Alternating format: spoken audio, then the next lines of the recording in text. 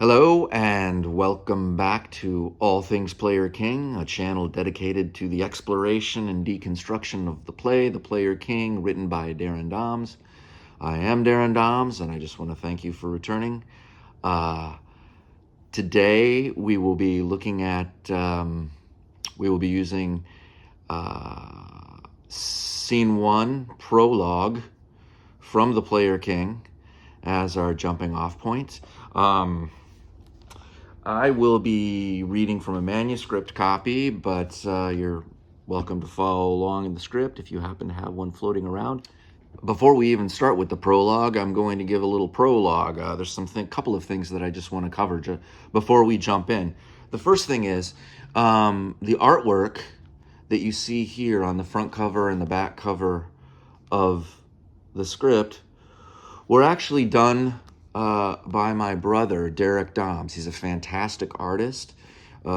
These works, he took photographs, he took show photographs that I think he took, and then created oil paintings on wood. There's several of them, and I'll at some point in the future, I will look at those and maybe have some time to spend with my brother to talk about the process. But when I put them on the I was looking for promotional materials for the Player King, and I asked my brother if he would create some artwork. A few weeks later, he came back with the most amazing pieces of art that we used in show posters in Los Angeles and for promotional cards, etc., etc. And then I used them for the cover artwork on the published script. Now, his paintings are actually quite a bit more vibrant than what you see on the script. I actually darkened them down so that they would blend with the black cover, of the book, but they are actually quite a bit more vibrant. And there's actually a third painting, and then there's some other sketches and things to go along with this. And like I said, I will explore my brother's artwork a little more fully in the future. But I just wanted to give him a shout out, especially since it's beautiful work, and I love him so much. He is an inspiration and a joy, and I am very proud and happy to call him my brother. The second part of the prologue to the prologue here is, like I said, I will be reading from a manuscript copy, but in the book, I do have some notes on production, note on performance that I would just like to share with you really quickly. A note on performance. The Player King was intended to be played out of the box, as it were, with very little scenery, very few props, minimal lighting, and by a single actor. The transitions from character to character should be fluid and achieved mainly through physical and vocal shifts in the performance of the actor. The addition or removal of a costume piece, as indicated in the script, especially early in the play, are designed to help the audience track the three main characters, but should become less necessary as the audience becomes familiar with the rhythms of the piece. This is a play about acting, and the actor's performance should be the central medium for understanding the transitions of character, space, and time. It was kind of important for me to include this note in the published script, because when I did write The Player King, I did it with the intention of actually being able to perform it out of the box, being able to jump up and do it in classrooms or at a moment's notice at the Elks Lodge or something like that.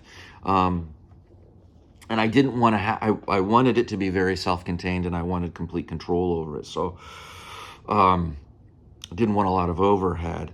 Now, fortunately, I have been blessed to have been able to perform The Player King in, I think, exclusively in theaters at this point. So I haven't actually made use of this out-of-the-box experience yet, and maybe, I don't know. I did write it in 2011, and it is now 2026, so it's been some time. I think 2015 was the last time I performed it. in its entirety on stage in front of an audience. And I am an older man now, so we will have to see if I can ever get it back on its feet myself. Anyway, that's the first part. The second part is in the script also, right here at the beginning. Right here somewhere at the beginning, I have a breakdown of the characters. Now, this would have been included. This would have been included also in the program. This character breakdown would have been included in the program. In a way, that's to help the audience understand what they're about to experience, introduce them to the characters, and give them some association and familiarity with the characters in the play before the play actually starts. Now, in a way, this is kind of feeds into the aesthetic that I have about this play and about theater in general, and I guess it goes back to the to the artwork, the artwork for the publicity posters. That I feel like when you're mounting a play, a piece of theater, like everything needs to sort of synchronize, and everything from the posters of the promotional posters of the play, the website, anything that leads into the play is the doorway into the performance of the play itself. So it has to synchronize, and it has to be it's not separate from the production. It is part of the production, I guess is what I'm saying. That's my aesthetic. It's kind of meta. The poster is part of the show. The cover of the play here is part of the show. And the description of the characters, it leads us to the description of the characters in the program, or whatever the information that is in the program is, again, part of the process of moving into the show. And it's not separate from the theater performance. It's part of the theater performance. And I really didn't want to spend a lot of time introducing audiences to the characters through exposition in the performance. I wanted to get right into the action of the play. And I know that a lot of people don't know who Edwin Booth is or who Junius Brutus Booth is. I think a lot of people are kind of familiar with John Wilkes Booth, but John Wilkes is not the main character of this play. He's the antagonist, whereas Edwin Booth is the protagonist. So I felt like it was necessary to give some information on these characters before moving into the play. But, I was also not interested in holding the audience's hand. What does that mean? It means that I have a very high regard for the audience, their capability, their intelligence, and I expect that they have a certain body of knowledge and can do a certain amount of work or make certain connections, and that in the play and in my work, I don't have to spell it out for them. I'll let blockbuster movies spell it out for the audience. I'm going to create this thing, and I assume that the audience is capable of walking with me. Having said that, I did include this information in the program and in the published version of the script, and I will read that for you right now, just to give us some background, and then hopefully we'll dive in. So, the characters. Edwin Booth, regarded by theater critics and theater historians as the greatest American stage actor of the late 19th century. Edwin Booth won his greatest acclaim for his portrayal of Hamlet. His first wife, Mary Devlin, died on February 21st, 1863, leaving him to care for his infant daughter. Little more than 2 years later, his brother, John Wilkes, shot President Lincoln at the Ford Theater in Washington, D.C. Overwhelmed by these tragedies and suffering the infamy of his name, Edwin retired from the theater for several long months. Junius Brutus Booth. Patriarch of the legendary Booth family, Junius Brutus began his career on the stage in London. After garnering significant acclaim, he left to seek his fortune in America with his mistress, Mary Ann Holmes. They bought a farm near Bel Air, Maryland, and Mary Ann bore him several children, including Edwin and John Wilkes.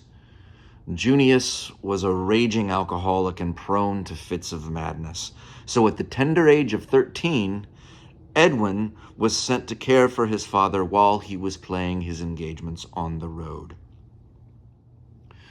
John Wilkes Booth, known to history as the assassin of President Abraham Lincoln, John Wilkes was himself an aspiring actor. The frequent comparisons to his more successful brother drove him to the South, where he was welcomed and embraced by the public. He was considered by many, especially the ladies, to be the most handsome man in America. He played a benefit performance of Julius Caesar in New York with his brothers Edwin and Junius Brutus Jr. just a few short months before the assassination. Okay. Maybe we'll return to some of this. I don't know. But for now, let's get into the play and the prologue. Player King, Scene 1, Prologue. The stage sits in half-light. Upstage right sits a dressing table bearing an old and worn makeup kit and a golden crown theatrically bejeweled. Next to the table is a large kingly cape lined in ermine, hanging from a coat tree. Downstage center sits a finely wrought, though well-worn, high-back chair. It could pass equally well as a lordly throne or a comfortable reading chair by a fireplace in some gentleman's study. Upstage left is a collection of wooden crates, acting blocks really, stacked with no particular care. Suddenly there is a commotion from the lobby, the sounds of a man drunk and belligerent arguing with the house manager. After a moment, the language becomes coherent, and a stocky, older, bandy-legged man bursts into the theater from the house. He is wearing a wide-brimmed hat and shabby overcoat and carries a bottle of whiskey, very nearly empty. Junius. I don't give a damn how long they have been waiting. Your filthy box office can rot in hell for all I care. You understand nothing about art. I am a creator, a conduit of the divine fire. It is through me that the daughters of Mnemosyne make their music manifest. I do not perform at the whim of the clock or the chime of the cash register or the shudder of a curtain. I perform when the muses bid me and when I am goddamned good and ready.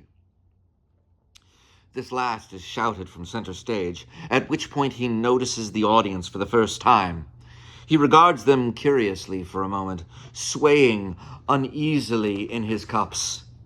He gathers himself the best he can, and then bows deeply. My apologies for the slight delay in my arrival.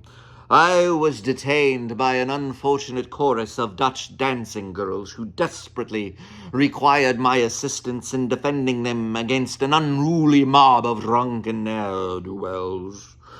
Oh, do not be alarmed. They are all quite fine, I can assure you. Now, if you will be kind enough to give me a few more minutes, I will give you the goddamnedest leer you have ever seen. He takes another swig from the bottle, and then, with a flourish, he crosses to the dressing table upstage right. As the lights warm, he takes off his coat and hat and throws on the ermine cape and begins applying his makeup in front of the mirror. Edwin! Edwin! I escaped from you again, my boy. Slippery like an eel I can be sometimes when thirsty like a fish. Your dear mother, God bless her beautiful soul, has really adopted a kind of American Puritanism when it comes to the matter of liquor. Dear Edwin, you must look after your father while he is on the road. You must ensure that he refrains from his more purulent pursuits. He is your responsibility. Responsibility. I, Junius Brutus Booth, the world's greatest tragedian, placed in the care of a 13-year-old boy? Well, you have done your job too well most times these last 6 years, my son, but not today. Oh, no. Today, the old dog slipped his leash. Today, the old dog patted down to the Limerick for a lager and a port and whatever else the slathering shops might find. You know, I ate a steak today. I did. I haven't eaten meat in almost 7 years. It is not right in the eyes of God. Farewell, farewell, but this I tell to thee, thou wedding guest.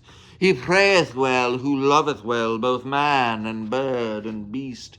He prayeth best who loveth best all things, both great and small. For thee, dear God, who loveth us, he made and loveth all. I ate a thick, bloody steak. I hated myself for every second of it, too. But that is the way of things. God, with his sick proclivity for contradiction, made man with a taste for blood. It's true. Men seem rarely happy, save when they have a gullet full of gore. The last time I ate meat,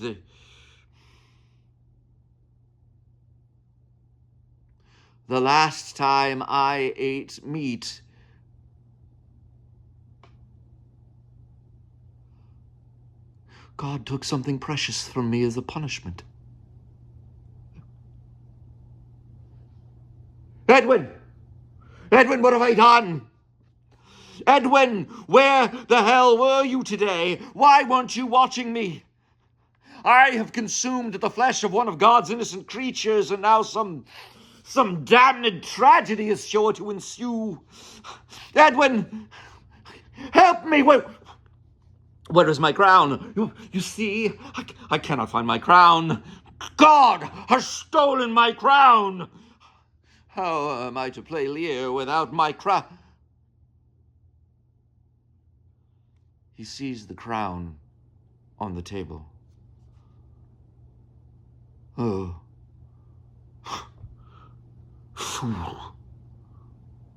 Fools. That's all I'm good for anymore. Fools and doddering old men. He places the crown upon his head, and then regards himself in the mirror for a long moment, seeming to lose himself in the reflection. He speaks to himself as if in a trance.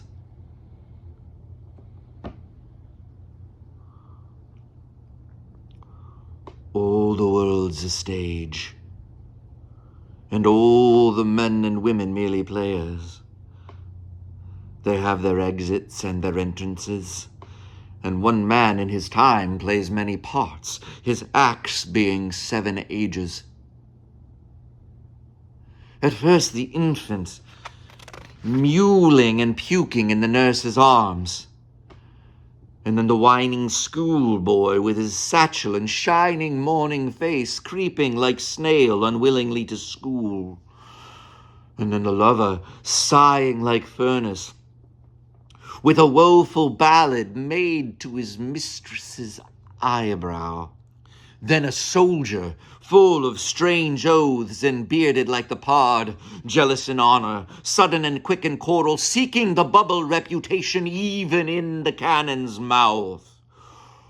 And then the justice in fair round belly with good cape and lined, with eyes severe and beard of formal cut, full of wise saws and modern instances, and so he plays his part. The sixth age shifts into the lean and slippered pantaloon, with spectacles on nose and pouch on side, his youthful hose well saved, a world too wide for his shrunk shank, and his big manly voice turning again toward childish treble pipes and whistles in his sound. Last scene of all that ends this strange, eventful history is second childishness and mere oblivion.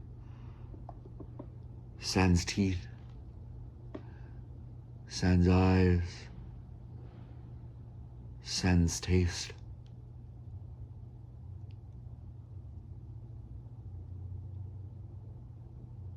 Sans everything.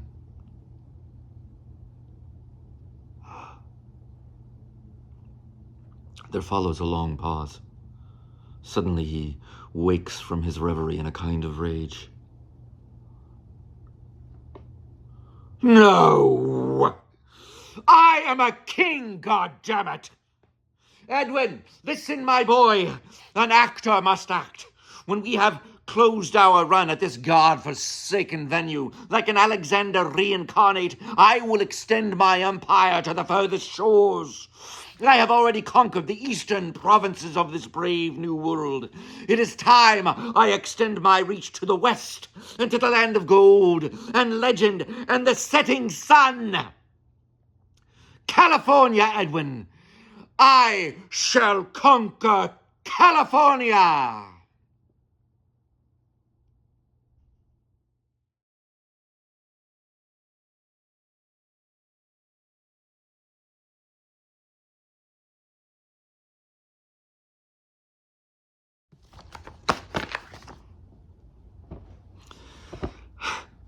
It's been a while since I've done that, but that's scene one from The Player King prologue. I guess the first thing for me to start with in talking about this is just the idea of prologue itself. I don't know why, out of a certain aesthetic or something like that, I really like the idea of prologue. It's a kind of aesthetic, I guess. It's prologos. I like prologues. I enjoy them. They provide a kind of entranceway into the world that you're about to experience, the play or the book or whatever it is. And it feels like the foyer to the new world. And I can't explain it, but that's my experience with the idea of prologue. And so when I started writing this, eventually I decided, I was like, you know what? I think I want a prologue. I think I want to do that here. So scene one became the prologue, and it's a place to provide some information, maybe exposition, and create a tone and begin to shape the world and the psyche as you enter into this place. So there is a definitive reason that I chose prologue as this first scene. I know, I'm crazy, and you're going to find a lot of that going through this.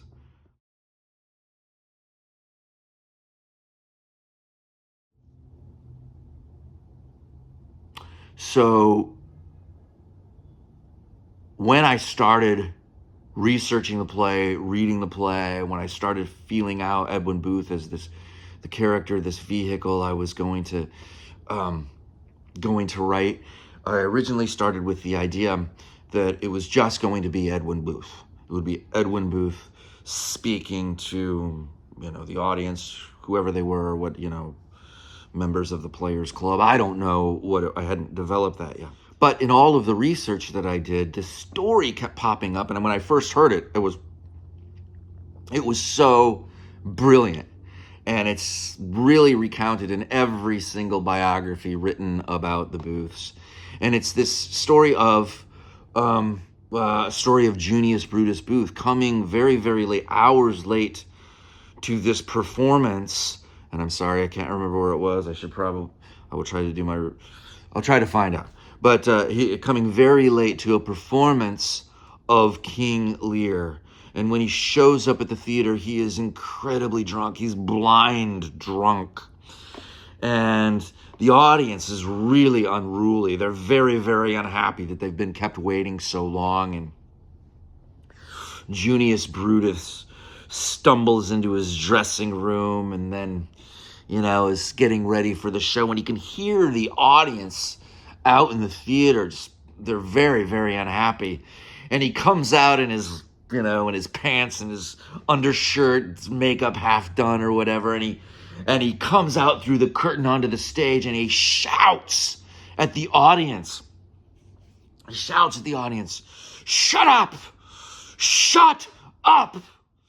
And then he says, "If you will give me a few more minutes, I will give you the goddamnedest Lear you have ever seen."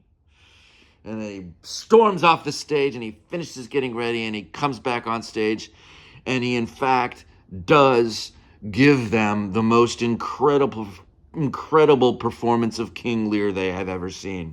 And this anecdote was repeated again and again and again through all the, like I said, every biography it's in there, and all of the research I did, I've seen this story pop up again and again and again. But when I first read the story in the Eleanor Ruggles biography, and I saw that, I was like, oh my, that is the way to start a play. This has to be the way to start a play. I mean, it has to happen.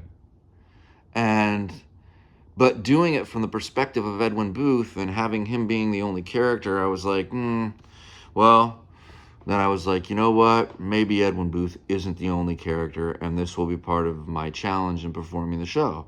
So that's what led me to introduce Junius Brutus as a character in the play. And it gave me the opportunity to do this thing that I just did and just read to you, and I'm really excited about it because I love it. I love performing. I love performing it. I love writing it, and I love sharing it with you just now, no doubt.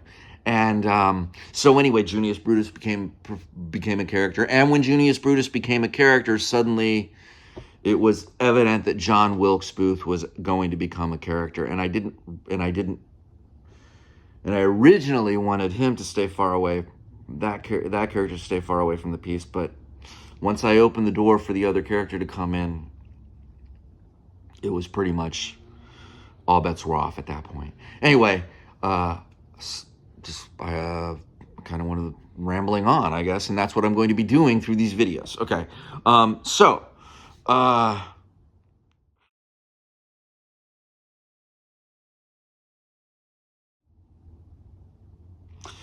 So right at the beginning, I put in the mouth of Junius Brutus Booth this thing about the muses and Mnemosyne, the mother of muses, which is probably pronounced Mnemosyne. I'm not sure. Somebody can maybe throw that my way, which kind of speaks to why I'm doing this whole thing to begin with. That moment is just because there are a lot of things in the play that I will share with you, and as we move forward, I kept wanting to have people interact with me, the audience talk to me after the show, ask me questions, or challenge me about the veracity of things, pronunciations even. And sometimes that happened, and I'm hoping it happens more now with this project, this All Things Player King project that I'm putting before you. But back to the muses.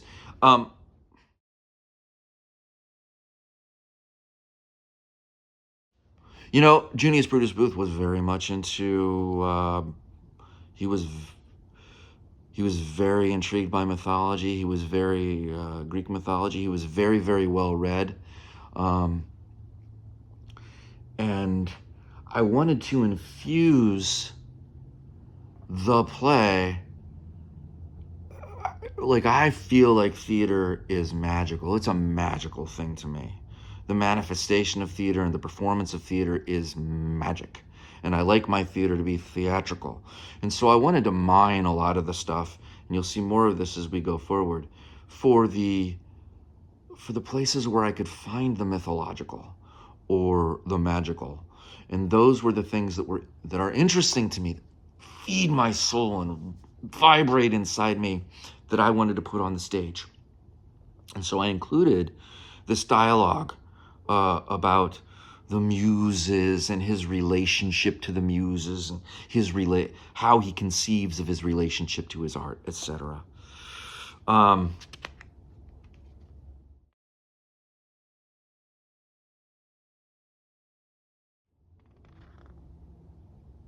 You know, in the middle of this, I will also mention, something else that came up during the writing and the early performances, and that is, some people were upset, my father not least of all, that I use, G-Dam a couple of times in the play. And it is it can be prohibitive to certain people and certain sensibilities. And I did get one or two complaints from people in the earlier performances about the use of the Lord's name in that fashion. But I will tell you that it is considered, and you'll see this going on as well. It doesn't happen very often, but in the case of Junius, he will do it, and John Wilkes will do it. Edwin Booth does not do it. He has a different relationship to the spiritual than Junius does. And in the case of Junius, the character that I have created has an enormous and fragile ego. And whether or not that's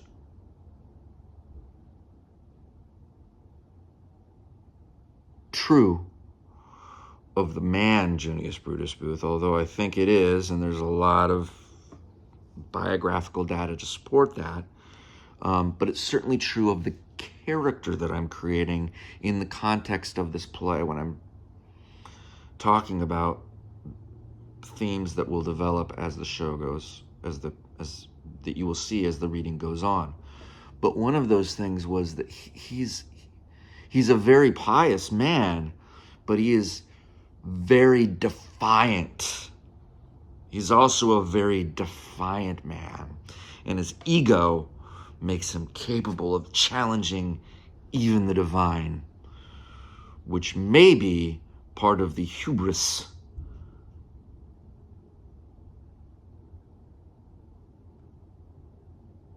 that affects the arc of his journey. I don't want to give any spoilers, and we'll see as we go forward. But anyway, it is considered. It is considered. And Edwin, who will arrive as our protagonist, does not use that same kind of language. Just bear that in mind. Pay attention to that before you have any, before you pass any judgment on that. These characters use this language, or don't, as the story may require. Just wanted to touch base with them. Let's see. Okay, and I'm going to ramble. I know, but that's part of the joy of this.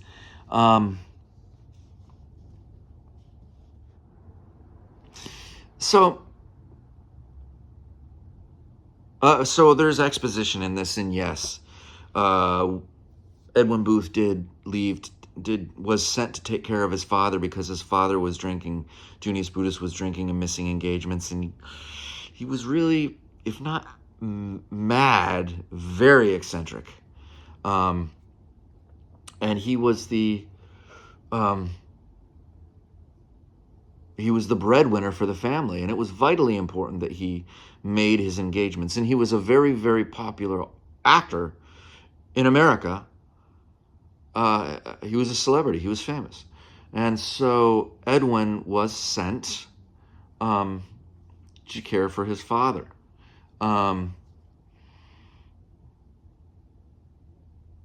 Older brother Junius Jr. Was sent early on, and then didn't have the right metal for it. So Edwin replaced him and ended up taking care of it. And there's so many anecdotes, and maybe we'll get into some of those at some point. Thinking, hopefully, we will.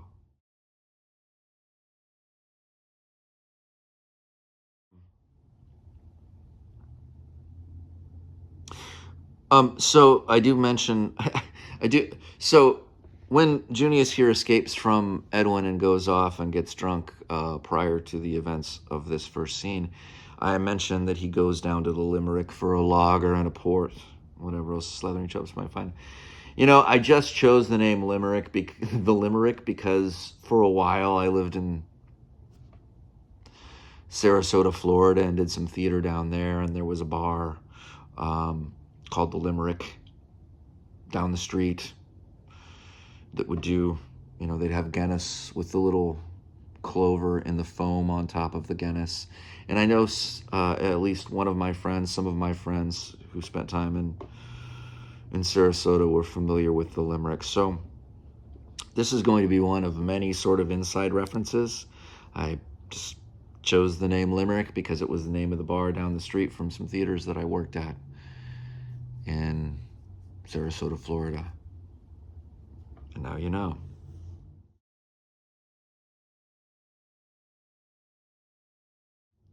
So,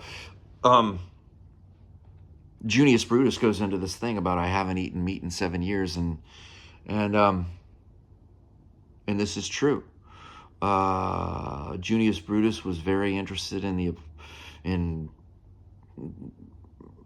he was not your typical Christian, I guess. He apparently he was very well read, and he studied he was very into Hinduism, I guess. And from his readings having to do with Hinduism, he decided that he was going to become a vegetarian. And he held that all life was sacred. It was this thing that came to him. And I guess I'll try to remember what I can of this anecdote as it pertains to this right here. So, well, the first thing is, he was a vegetarian, and he did not eat meat. And then this quote here, the first quote is, "Farewell, farewell, but this I tell to thee, thou wedding guest, he prayeth well who loveth well, both man and bird and beast, he loveth best, he prayeth best who loveth best all things, both great and small, for thee, dear God, who loveth us, he made and loveth all." Of course, that is not Shakespeare. That is Samuel Taylor Coleridge, and it's the Rime of the Ancient Mariner. And I've actually just recently done a reading of the Rime of the Ancient Mariner on my other YouTube channel, which is called Passages Dark and Curious. And maybe I'll put a link to that down here if anybody is interested. But anyway, and I talk a little bit about this. So, but Junius Brutus Booth really loved the poem, The Rime of the Ancient Mariner, and he had it committed to memory. And there's another anecdote where apparently he was out of his mind. Maybe he was inebriated. Maybe he was just having one of his fits or whatever. But he went out into the market, and there was a stack. They're selling their vegetables and their breads and everything, and there was just a stack of pigeons. And I guess people used to eat pigeons. There was a stack of pigeons on this table, and he was mortified that there were all these dead pigeons on this table. So apparently he bought up all the pigeons, all the dead pigeons, and took them up to his hotel room and laid them on the bed in his bedroom. And then he called for the priest, the local priest. And he wanted the priest or the chaplain, or whoever it was he called, to come in and give last rites to these pigeons. Now, so he sent this message saying, "I need a priest to give last rite to my friends." Now, this priest hurried over there, Junius Brutus Booth hurried over there, and he had no idea what this was regarding. And, Junius invites him up into the foyer of his apartment, of his hotel, and keeps the priest inside this foyer for an endless amount of time. And he ends up reciting to this priest in its entirety the rhyme of the Ancient Mariner. And the priest is overwhelmed by this private, having this private audience with this famous actor, Junius Brutus Booth. It's an amazing performance of the rhyme of the Ancient Mariner. But he doesn't, but he's kind of baffled about what's going on. And then he's like, well, where are these individuals to whom I must give last rites? And Junius then takes him into the bedroom where all of these pigeons are lying dead on the bed. And he says, these are my friends. You have to give them last rites so that they are able of entering into the kingdom of heaven or whatever. And the priest is just absolutely mortified, and he refuses to do this last rites for these pigeons. And Junius Brutus gets really angry and chases the priest out of the hotel, and the priest is running from him for his life out of the hotel, being chased by this crazed Junius Brutus Booth. At least that's the story. I will try to find more information about that. Or, you know what? I will encourage you, if you are interested in such a thing, I will encourage you to go out and look it up and read some of these things. Maybe, if you're interested, can't hurt to read. Anyway, let me go on. Anyway, Junius here then becomes very upset because he goes out and eats this steak or eats this meat. I don't know, that's, whatever. And then he says, the last time I ate meat, God took something precious from me as a punishment. Now, this is a part of the story that didn't make it in here. There was too, going into this whole part of the story, this whole part of his history was taking too long. It needed to be edited out. But what happened was,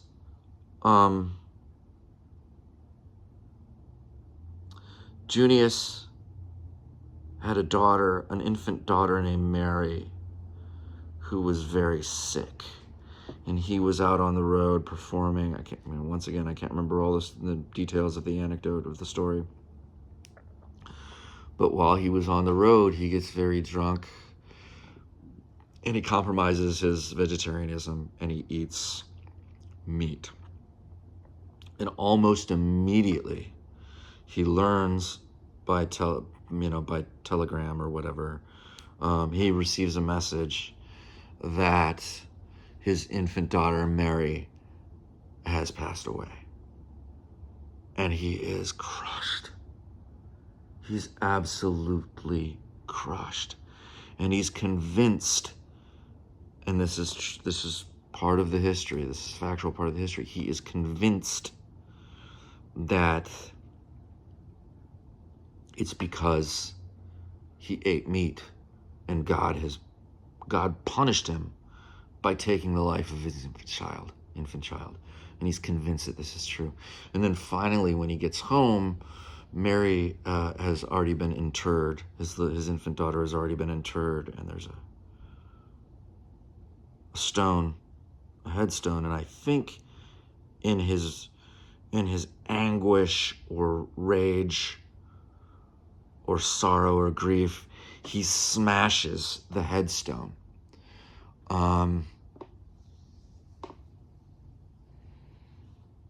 Anyway, that's what that little line is referring to in this.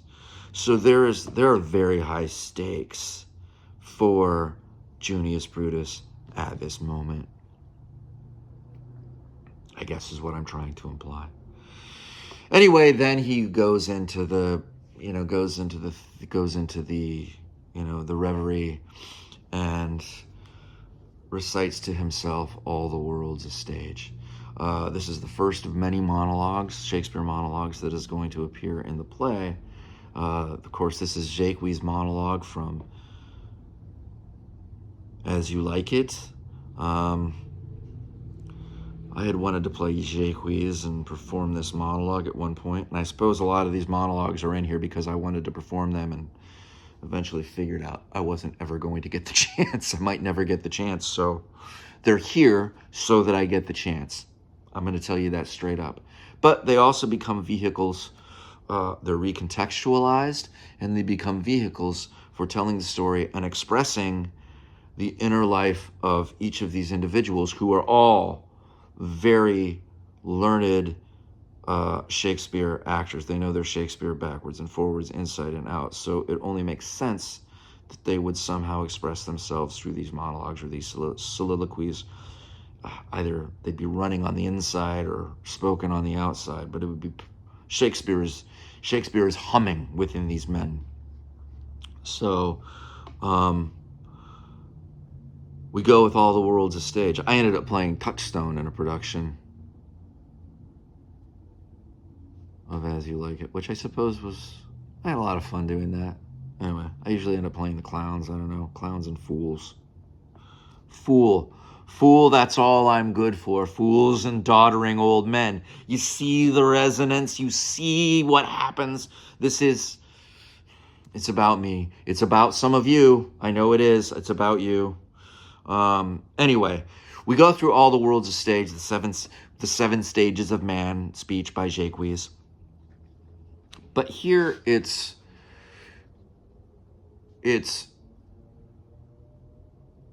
sort of Junius Brutus lamenting his age, him moving through these seven stages and finding himself, heading towards becoming a drunken, broken old man. But also, in some of my friends, my producer, the first person to mention it to me was my friend Brad Hyland, who got me to write the play and produced it, helped produce it, the initial production and the first Hollywood production. But he was like, this speech, this All the World's a Stage speech is really kind of a foreshadowing of the stories that end up being told throughout the course of the play. And whether by happy accident or actual design, there is a kind of resonance for the characters that reflects upon these seven stages of man as we move through the piece. And then I think hopefully finally, I guess, when he ends in this, when Junius Brutus ends in this rage at the end of the piece, and he's like, no, we must, well, first of all, he says to Edwin, he yells out to Edwin, he says, an actor must act.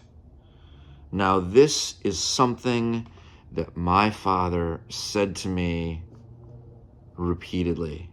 When I was doing something, that was his way of encouragement. And it was his way of encouragement when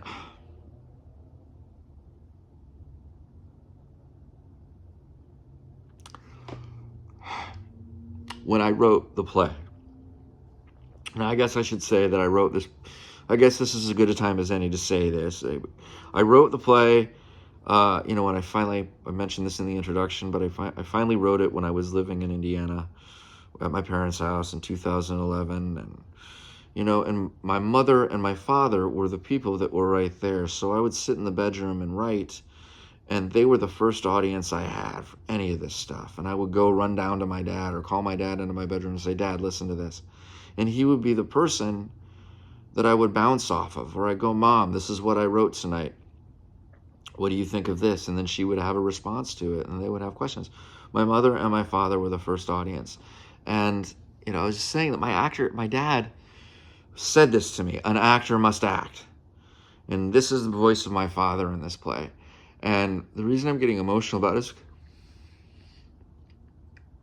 is because my father, as I record this, my father just recently passed away.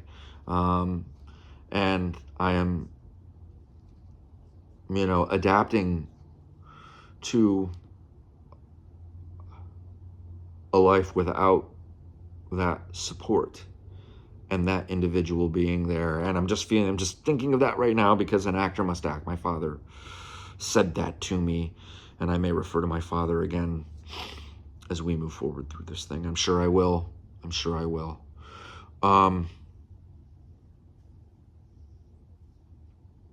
One more thing about my father and the writing of this thing that I will share with you right now is that, what I didn't want to do was have this piece be some kind of like historical reenactment, or with these historical characters be this kind of, sometimes you see these shows where, where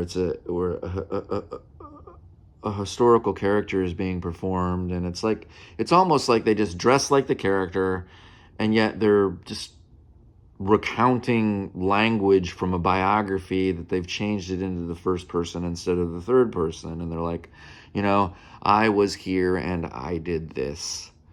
I was born, on such and such a date and such a time, and then I invented this, and then I went off to this place and did this.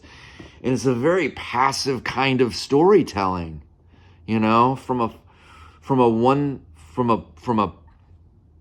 from the perspective of a one-person show. And again, this is going to be something else that I get back to. And like I said, this is going to be very conversational and very, very spontaneous and very free form. But that's also one of the things that I was working against. That was an obstacle in writing this piece, and then an obstacle again in performing it.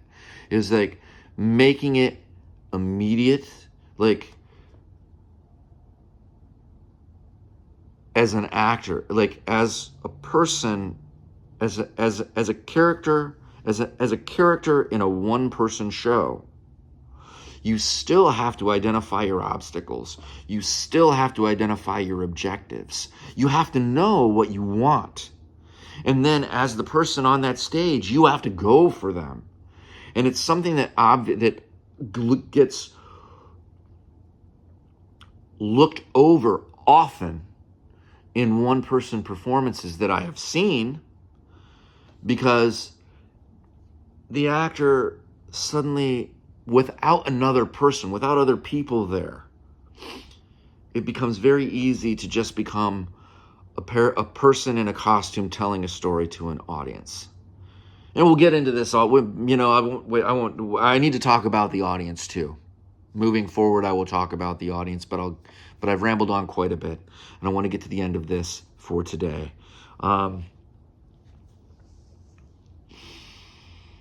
Again, to the personal. When we have closed our run at this godforsaken venue, like an Alexander reincarnate, I will extend my empire to the furthest shores. I have already conquered the eastern provinces of this brave new world. It is time to extend my reach to the west, and to land of gold and legend and the setting sun. California, Edwin. I shall conquer California. Now, in all humility,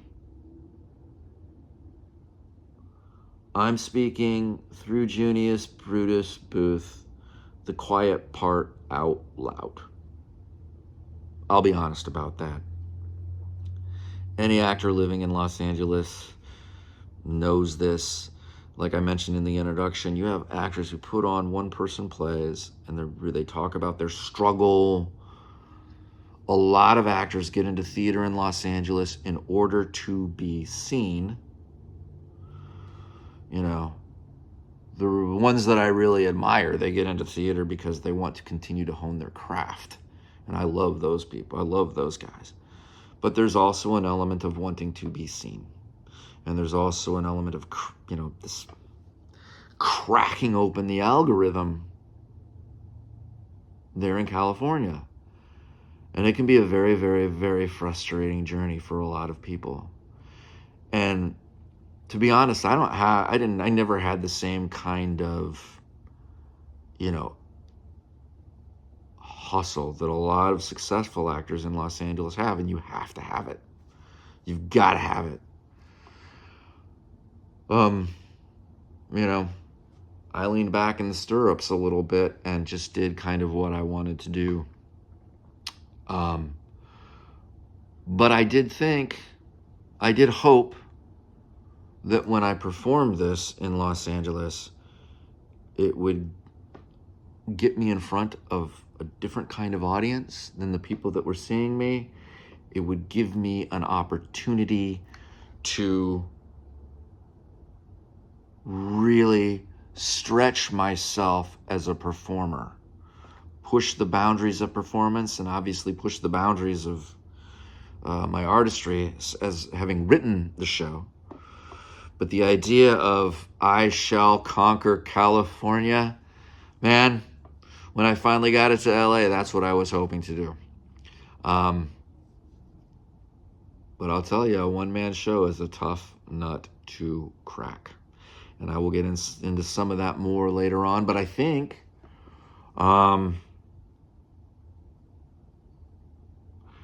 this may be a good place to stop for today. That is, we've gone over scene 1, prologue from the Player King. The next installment will be scene 2, which is, I don't know what it is at this point. Scene 2 is coming up. Scene 2, Mind Your Spurs, where we are finally introduced to the character of Edwin, our protagonist. So please, I hope you stick around for the second installment. I am full of gratitude that you're joining me and watching this stuff. And if you are interested, very humbly, I ask you to, like and subscribe and share and comment. And as I said, I do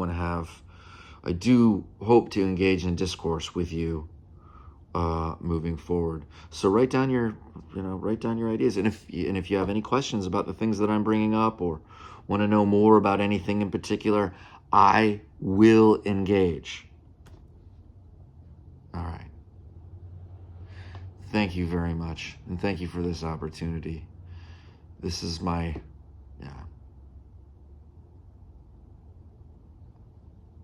this is my thing.